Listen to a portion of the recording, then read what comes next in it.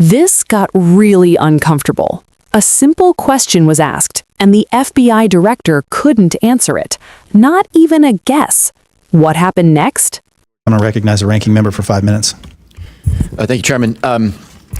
Director Gabbard, as was well covered yesterday in January, you were present at the execution of an FBI warrant at the Fulton County, Georgia election office at the direction of the president and to all appearances in connection with the president's false claims about the 2020 election. The unsealed affidavit submitted by the FBI made zero reference to foreign powers or outside interference. I don't want to relitigate the reasons why you were there, but I do want to know whether, as a result of your visit, there is credible intelligence in your possession pointing to foreign interference in Georgia in the 2020 election. Thank you for the question, Ranking Member.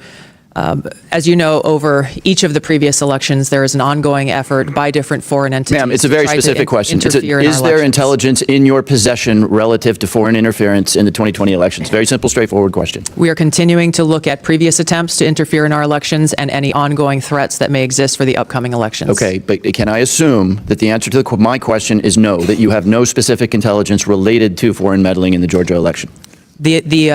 We are continuing to look into this matter. Okay.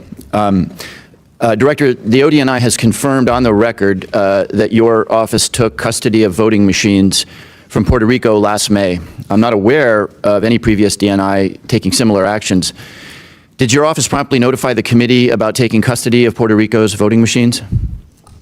I don't believe we did. However, this was done at the request of the Puerto Rico AUSA attorney. It's a yes or no question. The answer, as you have acknowledged, is no. You did not inform the committee about the taking of a territory's voting machines. Is there a specific foreign threat? And I've read the reporting that you were looking for possible foreign threats, but is there a specific foreign threat that drove you to take this action? There were questions about whether or not there were vulnerabilities that a threat could have taken advantage of, and that was the purpose for their requesting us to look into those vulnerabilities. Where are those voting machines now? I believe they are held in a secure facility at ODNI. Have you or other ODNI officials taken any other state or territory's voting equipment into custody? Not to my knowledge. I want to turn in the subject of elections to a paradoxical thing. You will all be aware that the U.S. government is apparently going to grind to a halt. The president is going to sign no more bills. The Senate will spend 2 weeks apparently debating the SAVE Act. The SAVE Act, of course, would make illegal foreigners voting in U.S. elections, which is already illegal. So we are to do no more business because of apparently the existential threat to our democracy associated with foreigners voting in our elections. I am therefore puzzled by the fact that neither the unclassified nor the classified threat assessment makes any reference to risk or danger associated with foreigners voting in our elections. Director Patel, how many non-citizens have been convicted of voting in U.S. elections in the last 10 years? The conviction stats are with the Department of Justice. I defer to them on that. You are the director of the FBI. Give me a guess. How many convictions in the last 1 year, 5 year, or 10 year? Ballpark. I don't have that with me, sir. Again, it's with the department. You don't have that with, okay. Director Patel, how many active investigations does the FBI have into foreign individuals voting in U.S. elections? We have a number of investigations, generally speaking, ongoing about individuals across the country. Yeah, I'm asking for that number. I don't have that number with me, but I have a number of them. You have a number of investigations. Okay, is that number 10,000? Is it closer to 10,000 or closer to 10? It's probably somewhere in between. Okay. Will you please provide the committee with that number? Yes, sir.